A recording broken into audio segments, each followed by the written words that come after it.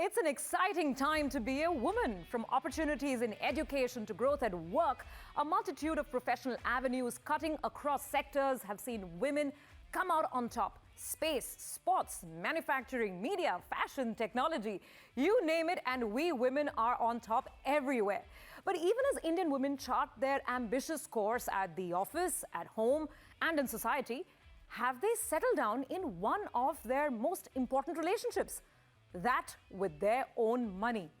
Hello and welcome to Season 2 of Financial Quotient, a CNBC-TV18 initiative that looks to raise the conversation on the need for women to take charge of their own financial destiny. Over the course of the next several weeks, we will debate, discuss, and bring out solutions on all aspects of women and money, financial decision-making, savings, investing, and of course, knowing your legal rights and financial obligations as a woman. I'm your host, Surabhi Upadhyay, and I am delighted to welcome a panel of seasoned finance professionals to kick off this series this week. Usha Thorat, former Deputy Governor of the Reserve Bank of India and the Chair of the SEBI Mutual Fund Advisory Committee. Manisha Girotra, CEO of Moelis India. Devina Mehra, Founder, Chairperson and MD of First Global, and Mr. Rajnish Kumar, former Chairman of the State Bank of India.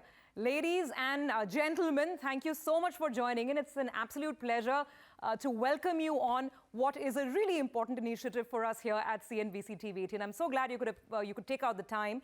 So usually we say ladies first, but ladies, allow me to say the man goes first today. So the floor opens with who else than Mr. Rajnish Kumar, someone who's a veteran, who's seen this market, who's seen how banks are looking at getting new customers and the importance of women in all of this. Opening thoughts, Mr. Kumar. Yeah, so I'm presuming that your show is for the professional women who are working. It could be for students who are looking to work, Mr. Kumar. It could be for professional working women. It could be for women who are taking a mid-career break. It could be for a lady heading towards retirement. The idea is to raise the bar, raise the conversation on financial awareness with respect to money and really take charge. No, one thing is very certain that if we talk about women empowerment, then it is not complete unless financial literacy, financial inclusion, and capability to transact with money is there. And the starting point is having a bank account and the capability to operate it. And in the journey towards investing, the first comes banking, then comes simple insurance products or insurance, and then comes the capital market. Because capital market requires a lot of sophistication. If there is no understanding, and if anybody, man or woman, if they depend upon only on advisors, then there is every chance that there could be mis-selling, there could be cheating, there could be whatever money one has saved, it could be lost. So it has to be a step-by-step process. And then, of course, depending upon the money which one has and the risk appetite, which all again depends upon the income, the age group, the literacy level. So there are so many factors and so many dimensions when it comes to spending money, saving money, and investing money. Sure, absolutely. Ladies, let me come to each one of you, and I want to draw from your vast experience. Ms. Thorat, if you could take this one up to begin with. In your observation over your experience, when you see women around at home or in professional life, you observe women in general, what is the approach to money, and has the level of awareness increased? Have women gotten more savvy over the years? In general, I would say Indian women leave money and finance matters to the men, whether they be it fathers or brothers or husbands. And there'll be perhaps very few women like me whose husband prefers that money and finance matters I am the one who deals with. I think this comes from the role of women in society from time immemorial. And what is surprising is, despite all the education and despite all the liberalization and despite all the, how much women have become now much more independent in their thinking, but somehow they don't want to deal with their finances and their family's finances. It's something like this phobia about maths. No, I can't do maths. Women can't do maths. That kind of a thing. And I'm really feeling that women, it's complete myth. It's a complete myth that women cannot manage money or be responsible for that financial investment. And I think it's absolutely imperative. I think it's completely gender agnostic, financial savviness or financial quotient. It depends on the exposure, awareness, and most of all, interest. And I think there is a change. There is no doubt a change. We have seen a lot of women investors coming into the markets. We've seen, and in rural India, the self-help group movement itself, empowerment of women started through the opening of a bank account for the self-help group. Yeah. But I think there is a long, long way to go, especially amongst the educated, especially amongst the working women. They still don't realize the importance of managing their own money till one day there's some kind of a shock. Either they get divorced or they lose their husbands. And then suddenly they found they don't know anything at all. And I think that's very unfortunate. It's absolutely essential that programs like yours, a lot of awareness has to be created, a lot of education has to be incurred. And I think women just have to understand that it is high time they took charge of their own. Well, ma'am, absolutely. That's why we're delighted that, all of you could join us, because your voices will be inspirational. Manisha, let me come to you. Your thoughts on this issue and whether you've seen a certain sense of evolution, or do you think things are a little stagnant, as Ms. Thorat pointed out, that we're okay to manage maybe our careers or take on other responsibilities, but just hesitant to take charge of money? So I think I will also disappoint on that front, which is that, I haven't seen women wanting to take charge of their financial life to the extent that I would like to. I think it's very slow, even including in organizations like ourselves, banks, investment banks. Women tend to leave the financial savings part of their life to their husbands, brothers, fathers. And, this all comes from the patriarchal mindset that we've been born into, where women had no access to inheritance or savings. And that's how, to Rajnish's point, you basically didn't have a financial seat on the table, and hence the patriarchy continued. So I think that mindset continues. And as Usha said, basically, even today, 70% of women find the financial jargon too complex and complicated. They don't want to invest time in, reading balance sheets, understanding markets.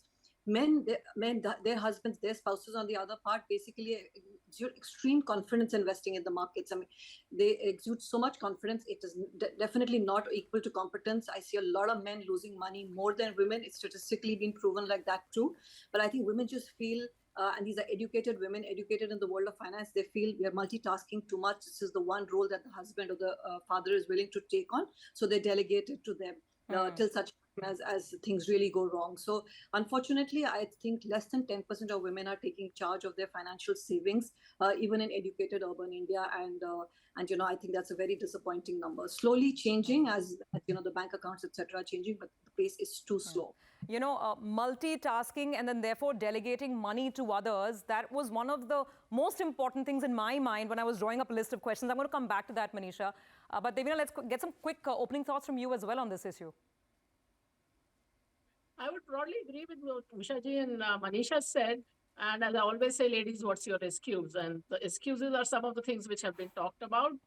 One, I see this with my old friends. They might be a senior civil servant, they might be a senior scientist, but the money is still being managed by the husband. And one of the reasons, of course, is that this is one thing the husband is happy to do.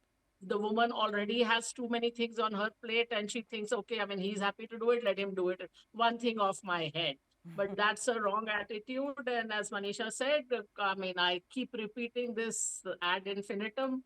Confidence is not equal to competence. It is true when you are hiring. It is true of the men in your life. That just because they act confident doesn't mean that they know actually anything more than you. And data shows again that the investing results for women are better, but they are less confident.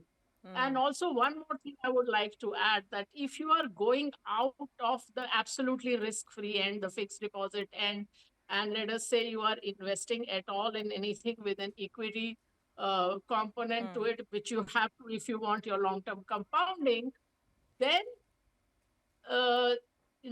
there will be losses at some point in time. Yeah. As they say in software, it's a feature, not a bug.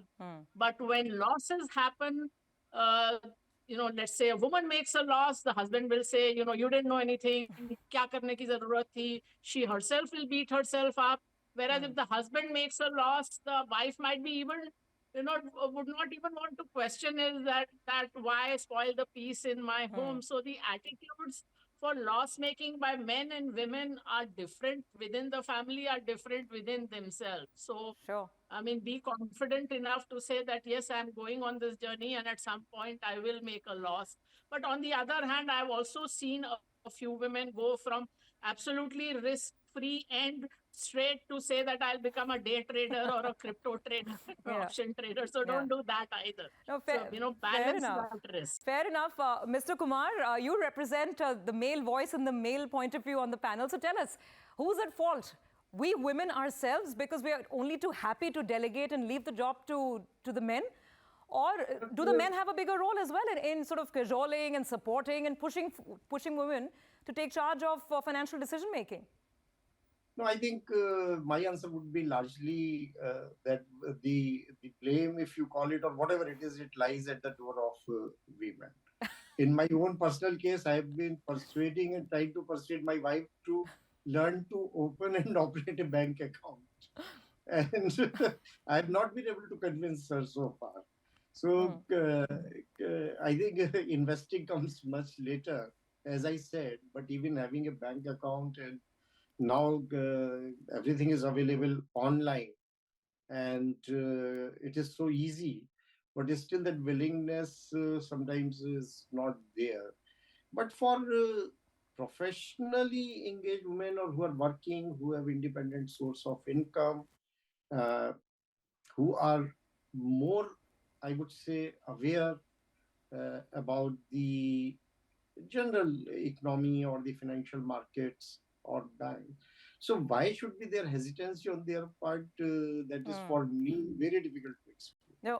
No, I think the answer lies in something that Manisha hinted at earlier, complexity and managing multiple roles. And that's something that we really want to address. So we will take a very quick break on this note. Come back and I'll present some data which is at least a little more optimistic on the mutual fund side, where it seems that the participation of women in the mutual fund sector, that's at least increasing. We'll talk about that and more in just a bit.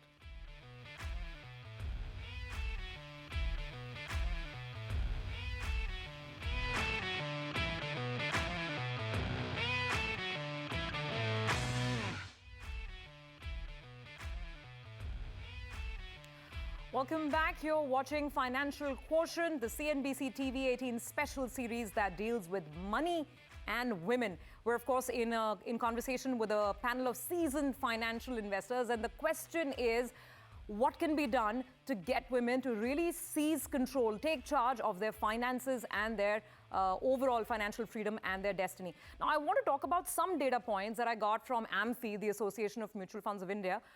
And this is data as of December 22. And it's promising data because it's talking about how the number of new women investors who are coming and investing in mutual funds, how those numbers are looking better and better. And there's been a tremendous improvement, interestingly, over the COVID period. So let's pull up the data for you. The increase is 58%, December 2019 to December 22. So the number of new investors as of December 22 was 74,49,306 to be precise. This improvement is far more marked actually in tier 2, tier 3 cities compared to the big metro cities. Though having said that, T30, which is the main metro cities, large cities, even there the growth is not bad. It's about 49% over the last 3 years.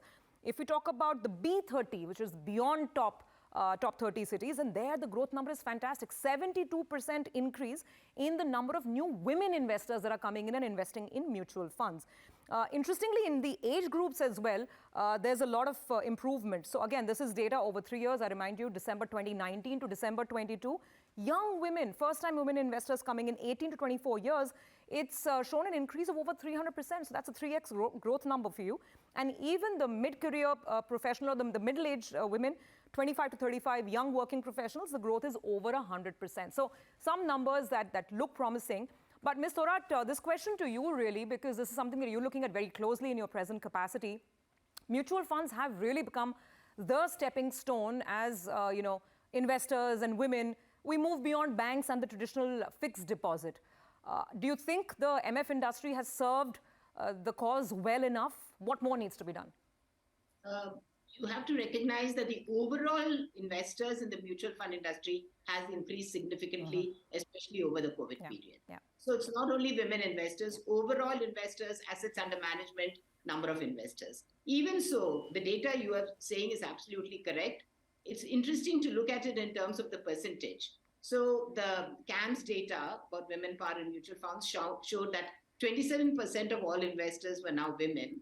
And even the SEBI and the CDSL data also showed that about 30% could be women investors. Now, one is assuming women investors are not just women in name, but actually taking the investment decisions. That is an assumption one has to make if we have to draw a conclusion that women have become more savvy about their investments. But I would actually, in some senses, not blame the woman. I want to blame the industry for not reaching out to women in a way that is appropriate for them. In way the products which they promote and the way it has to really be no frills product linked to their milestones in their lives and something that can appeal to them. I mean, when you look at the kind of biases and processes in the financial sector industry is actually quite gender bias. There is a gender bias. When you look at loans or when you want to give, collaterals, everything has to be in the name. I mean, there has to be a title. There has to be a title for transfer of security. Even a proof of identity is actually the husband's. So in a way, I would say, thank God for Aadhaar. So therefore, there is a need, I feel, for even the sector to promote women's education and also make processes very simple for women. Have very plain vanilla products, index funds, matching their various points in the children's lives which they will need funds. I can give you a very small example of one of the cooperative banks in Maharashtra which evolved a product for a woman because the woman had to meet uniform fees and she had to meet bags and school uniform and all that in the month of June. And so they started a monthly savings product for very small amount. So it started in about August. And by the time it was June, the money was available to her to actually meet the requirements. I mean, one has to devise products. I would say the sector also has to become much more innovative. No, absolutely. Manisha, same question to you. The fact that complexity has only increased in the BFSI space, right? Products, new asset classes, new ways of investing. So it's all DIY. It sounds very good, but perhaps that's something that could be putting off for a woman who's juggling multiple roles, as you mentioned earlier. Your thoughts? Yeah, I completely agree. I think, the jargon is too complicated, too complex. And as you said, in today's day and age, it's only getting more complex because investing has now become a global game. India is an open economy. We're integrated with the rest of the world. So, there are so many influences that can change the way of investing. So I think that's basically deterring women. And that's why I always say to women that start young. Start when you get your first salary, when the stakes aren't so high, start investing. Get a diversified portfolio, get a financial planner, even if you want it at an early stage, and start investing. At that point, the mistakes won't be so deep and that, it will affect your family and, as Usha said, the goals of the family. So I think that's one way to beat the system is to basically start young so that this becomes part of your DNA. As we discussed earlier, Surabhi, we're great at multitasking. And why are we great at it? Because, we've sort of seen that through childhood. Our mothers do it and it just sort of comes to us very naturally. Finance, because we haven't done it from beginning or from childhood, it doesn't come naturally to us. So I think that's what I'd like to see change from the women's perspective. That, start investing early, build a diversified portfolio, don't be at one end of the spectrum or the other, stay somewhere in the middle, learn from your own mistakes. As Devina said, and I said before, men make more mistakes, but, they just keep on chugging along. And I think women need to do that. They need to make investment a way of life. And that's what I'm not seeing happening. No, absolutely. Devina, why don't you come in? I mean, what could be the possible answer, both from the industry's perspective, in terms of, like Ms. Thorat mentioned, maybe just simpler products specifically marketed towards women. I don't think we've seen too much of that. While there's a lot towards new investors or young investors, maybe more women-centric products marketed. And also, what about the conversations at home? I mean, from everything that I hear all of you say, it seems we still have to battle certain gender stereotypes, whether it's who's managing the house versus who's managing the money. I think we've not entirely crossed that bridge, have we? A long way from that. So, I mean, That's like putting it very mildly. If you look at the amount of unpaid hours that Indian women put in versus Indian men, the difference is the highest in the world. It's a few minutes a day for the men, whereas it's about, I think, 5 or 6 hours for the women. So you're talking that kind of difference. The difference is all across the world, but nowhere is the difference so high that household work, emotional labor, looking after the family, which includes the husband's parents also, all that falls on the women. But I mean, leaving that aside for the moment, just coming back to the financial side, one message I want to give women is that 85 to 90% of your returns come from asset allocation, not from specific stock selection. So remember that. So don't get daunted that at the parties, all these men are talking about, I discovered this stock 6 months ago and it's gone up 3 times. I mean, I can assure you they would have talked about 20 other stocks which have gone nowhere. Sure. So just start young, as Manisha said. Yeah. Decide your asset allocation, that this much to equity, this much global, this much fixed income. Sure. And just start investing in the simplest Sure. products, find simplest mutual fund, but get your asset allocation started. Start investing, because starting investing today the same amount and starting investing 5 years later, your Sure. retirement purpose is going to be very, very Absolutely. different. So start early, as Manisha says, get your asset allocation sorted out. Very quickly, Ms. Thorat and Mr. Kumar, final words, like quick tips maybe that women can at least keep in mind when they're having these conversations with themselves and with those at home. Ms. Thorat? Ms. Thorat, if you could hear me, your final words of advice for women. Say passive funds, index funds, ETFs, I think very simple products. You can't really go wrong. Like you rightly said, you get your asset allocation straight. It doesn't matter. Don't do choice stock picking. Index, in fact, has done better than many of the individual mutual funds in the last couple of years. So I think it's not really important. But certainly don't hesitate to enter the equity. Yeah. I would say. Okay. Because that is something like even I myself, felt always that was a riskier area and didn't get in. But I think the long term, for long, stable, pick up some really good combinations and go ahead with it. I think index funds or even some good mutual funds, it's fine. But certainly don't go overboard on any of these very, very risky or very low grade. Okay, keep it simple and look at equity. That's important advice.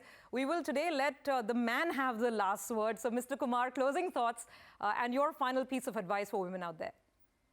No, one is about the awareness, because when we are talking about asset allocation, my question is that how many, if you're talking about working women, they may understand, but many of them would not understand what is asset allocation. You have to tell them in simple terms that put this much money in gold, this much money in jewelry, this much money in mutual fund, and that basic awareness level first needs to be raised.